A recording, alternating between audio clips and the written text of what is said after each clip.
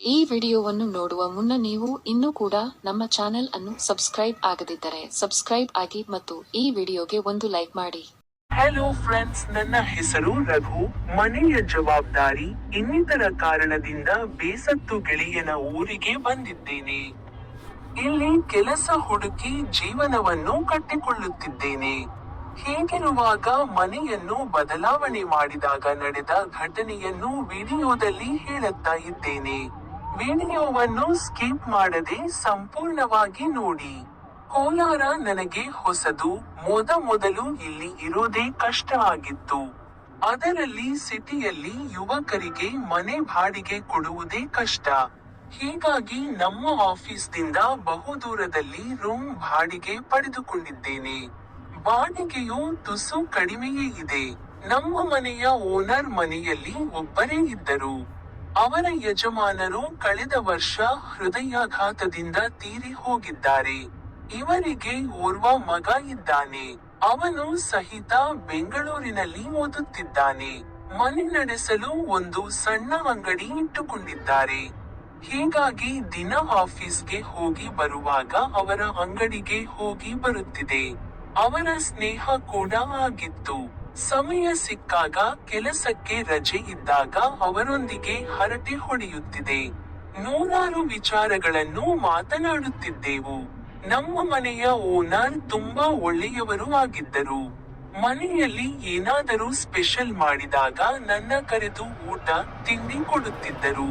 ಅವರು ತಮ್ಮ ಜೀವನದಲ್ಲಿ ನಡೆದ ಘಟನೆಗಳ ಬಗ್ಗೆ ನನ್ನ ಮುಂದೆ ಹಂಚಿಕೊಳ್ಳುತ್ತಿದ್ದರು. ನಾನು ಸಹ ಆಫೀಸ್ನಲ್ಲಿ ನಡೆದ ಘಟನೆಗಳ ಬಗ್ಗೆ ಹೇಳಿಕೊಳ್ಳುತ್ತಿದ್ದೆ. ಹೀಗೆ ಒಂದು ದಿನ ರಜೆ ಇದ್ದ ಕಾರಣ ರೂಮಿನಲ್ಲಿ ಇದ್ದೆ. ಅವರು ಏಕಾಏಕಿ ಮಹಡಿ ಹತ್ತಿ ನನ್ನ ರೂಮ್ಗೆ ಬಂದು ಬಿಟ್ಟರು. ನಾನು ಆ ಸಿನಿಮಾ ಹಾಕಿಕೊಂಡು ನೋಡುತ್ತಾ ಟೈಮ್ ಪಾಸ್ ಮಾಡುತ್ತಿದ್ದೆ. ಇವರು ಬಂದಿದ್ದು ನೋಡಿ ಗಾಬರಿಯಾಗಿ ಸಿನಿಮಾ ಬಂದ್ ಮಾಡಿಬಿಟ್ಟೆ. ಅವರು ನನ್ನ ಬಳಿ ಬಂದು, ರಘು, ನನಗೆ ಸ್ವಲ್ಪ ಸಹಾಯ ಆಗಬೇಕಿತ್ತು ಅಂದ್ರು. ನಾನು ಹೇಳಿ ಅಂದೆ. ಒಂದು ಹಾಳೆ ಕೊಟ್ಟು ಜೆರಾಕ್ಸ್ ಮಾಡಿಕೊಂಡು ಬರಲು ಹೇಳಿದರು. ನಾನು ಸರಿ ಅಂತ ಅಂದೆ. ಆದರೆ ಅವರು ಬೇಗ ಹೋಗು ಅಂತ ಒತ್ತಾಯ ಮಾಡಿದರು. ನನ್ನ ಸಂಕಟ ನನಗೆ ಅವರು ಹೇಳಿದ್ರು ಕೇಳುತ್ತಾ ಇರಲಿಲ್ಲ. ಮೊದಲೇ ನನ್ನ ತಮ್ಮ ಸಿನಿಮಾ ನೋಡಿ ಎದ್ದು ಕುಣಿಯುತ್ತಿದ್ದ. ಹೀಗಿರುವಾಗ ಅವರಿಗೆ ನೀವು ಹೋಗಿ ನಾನು ಮಾಡಿಸಿ ತರುತ್ತೇನೆ ಅಂದೆ. ಕೊನೆಗೆ ಅಲ್ಲಿಂದ ಹೋದರು. ಆಮೇಲೆ ಕೈಗೆ ಕೆಲಸ ಕೊಟ್ಟು ಸಮಾಧಾನ ಮಾಡಿಕೊಂಡು ಅಂಗಡಿಗೆ ಹೋಗಿ ಜೆರಾಕ್ಸ್ ಮಾಡಿಸಿಕೊಂಡು ಬರುತ್ತಿದೆ. ನಾನು ಹಾಗೆ ಹಾಳೆಯ ಮೇಲೆ ಕಣ್ಣು ಆಡಿಸಿದಾಗ ಅವತ್ತು ಅವರ ಹುಟ್ಟಿದ ದಿನ ಆಗಿತ್ತು. ಅದನ್ನು ನೋಡಿ ಶಾಕ್ ಆದೆ. ಯಾಕೆಂದರೆ ಇಂದು ಜನ್ಮದಿನ ಆದ್ರೂ ಯಾಕೆ ಮುಖ ಸಪ್ಪೆಯಾಗಿ ಮಾಮೂಲಿಯಂತೆ ಇದ್ದಾರೆ ಅಂದುಕೊಂಡೆ. ಅವರು ಮನೆಯಲ್ಲಿ ಒಬ್ಬರೇ ಇರುವ ಕಾರಣ ಶಾಕ್ ನೀಡಿದರಾಯ್ತು ಅಂತ ತೀರ್ಮಾನ ಮಾಡಿದೆ. ಬೇಕರಿಗೆ ಹೋಗಿ ಕೇಕ್ ಮತ್ತೆ ಸಿಹಿ ತಗೊಂಡು ಹೋದೆ. ಸಂಜೆ ಅವರು ಅಡುಗೆ ಮಾಡಿ ಊಟಕ್ಕೆ ಕರೆದರು. ನಾನು ಕೇಕ್ ತಗೊಂಡು ಹೋದೆ. ಇದನ್ನು ನೋಡಿ ಅವರ ಕಣ್ಣಲ್ಲಿ ನೀರು ಬಂತು. ನಾನು ಯಾಕೆ ಅಂತ ಹೇಳಿದೆ. ಅವರು ಏನಿಲ್ಲ, ನನಗೆ ಯಾರು ಇಲ್ಲ ಅಂತ ಅಂದುಕೊಂಡಿದ್ದೆ. ನನ್ನ ಹುಟ್ಟು ಹಬ್ಬವೇ ನನಗೆ ನೆನಪು ಇರಲಿಲ್ಲ ಅಂದರು. ಮೊದಲೇ ಕರಿಮಣಿ ಮಾಲೀಕರ ಹೋದ ಮೇಲೆ ಜೀವನ ಬೇಸರವಾಗಿ ಬಿಟ್ಟಿತ್ತು. ಮಗ ಕೂಡ ಬೆಂಗಳೂರಿನಲ್ಲಿ ಇದ್ದಾನೆ. ನನ್ನ ಯಾರೂ ಕೇಳೋರಿಲ್ಲ ಅಂತ ಅನಿಸಿತ್ತು. ಆದರೆ ನೀನು ನನ್ನ ಬಗ್ಗೆ ಕಾಳಜಿ ಮಾಡಿದನ್ನು ನೋಡಿ ಖುಷಿಯಾಗಿ ಕಣ್ಣೀರು ಬಂತು ಅಂದ್ರು. ನಾನು ಸಮಾಧಾನ ಮಾಡುತ್ತಾ, ನಾನು ಇದ್ದೇನೆ, ಇಲ್ಲಿಯೇ ಇರತ್ತೇನೆ ಅಲ್ವಾ ಅಂದೆ. ನನಗೆ ಈ ಮಾತು ಹೇಳಿದ ಮೇಲೆ ಕರೆಂಟ್ ಶಾಕ್ ಹೊಡೆದ ಅನುಭವ ಆಯಿತು. ಯಾಕೆಂದರೆ ಅಲ್ಲಿಯವರೆಗೆ ಯಾವ ಹಕ್ಕಿಯನ್ನು ನಾನು ಬೇಟೆಯಾಡದ ನಾನು ಊರಲ್ಲಿ ಸ್ನೇಹಿತರ ಜೊತೆ ಸುತ್ತಾಡಿ ಬೆಳೆದಿದ್ದೆ. ಹೀಗಾಗಿ ತಲೆಯಲ್ಲಿ ನೂರಾರು ವಿಚಾರಗಳು ಬರತೊಡಗಿದವು. ಆಗ ಅವರು ವಾಸ್ತವಕ್ಕೆ ಬಂದು ಬಿಟ್ಟರು. ಆದರೆ ನಾನು ಅದೇ ಕಲ್ಪನಾ ಲೋಕದಲ್ಲಿ ಇದ್ದೆ. ಅವರು ಸಿಟ್ಟಾಗಿ ಏನೂ ಇದಿಲ್ಲ, ದೂರ ಸರಿ ಅಂದು ಬಿಟ್ಟರು. ನಾನು ಗಾಬರಿಕೊಂಡು ಅವರಿಗೆ, ನೀವು ಒಳ್ಳೆಯವರು, ನನಗೆ ಏನೂ ಮಾಡಬೇಕು ಅಂತ ತಿಳಿಯುತ್ತಿಲ್ಲ. ಈ ಕೆಲಸ ಸರಿಯೋ ತಪ್ಪು ನನಗೆ ಗೊತ್ತಿಲ್ಲ ಅಂದೆ. ಅವರು ಇವಾಗ ನೀನು ಇಲ್ಲಿಂದ ಹೋಗು, ಇದು ನಿನಗೆ ಗೊತ್ತಾಗುವುದಿಲ್ಲ ಅಂದ. ಅಲ್ಲಿಂದ ನೇರವಾಗಿ ಅಡುಗೆ ಮನೆಗೆ ಎದ್ದು ಹೋದರು. ನಾನು ಸುಮ್ಮನೆ ಅಲ್ಲಿಯೇ ಕುಳಿತೆ. ಆಮೇಲೆ ಊಟ ಮಾಡಿಕೊಂಡು ಅಲ್ಲಿಂದ ಹೊರಟು ಬರವಾಗ ನನ್ನಿಂದ ತಪ್ಪಾಗಿದ್ರೆ ಕ್ಷಮಿಸಿ. ನಾನು ಹೇಳಿದ್ದು ನಿಜ. ಎಲ್ಲ ನಿಮಗೆ ಬಿಟ್ಟದ್ದು. ನಾನೇನು ಆ ಕೆಲಸಕ್ಕೆ ನಿಮ್ಮನ್ನು ಬಾ ಎನ್ನುವುದಿಲ್ಲ ಅಂತ ಹೇಳಿದೆ. ಅವರು ಏನೂ ಮಾತನಾಡದೆ ನೀನು ಹೋಗು ಅಂದುಬಿಟ್ಟರು. ನಾನು ಮನೆಗೆ ಬಂದು ಬೇಜಾರಾಗಿ ಕೈಗೆ ಕೆಲಸ ಕೊಟ್ಟು ಸಮಾಧಾನ ಮಾಡಿಕೊಂಡು ಮಲಗಿದೆ. ಮರುದಿನ ಅವರು ನನ್ನೊಂದಿಗೆ ಮಾತನಾಡಲಿಲ್ಲ. ನಾನು ಆಫೀಸ್ಗೆ ಹೋಗಿ ಬಂದು ರೂಮ್ನಲ್ಲಿ ಕುಳಿತಿದ್ದೆ. ಆಮೇಲೆ ಊಟ ಮುಗಿಸಿಕೊಂಡು ಬರುವಾಗ ಅವರು ಅಂಗಡಿಯಲ್ಲಿ ಇದ್ದರು.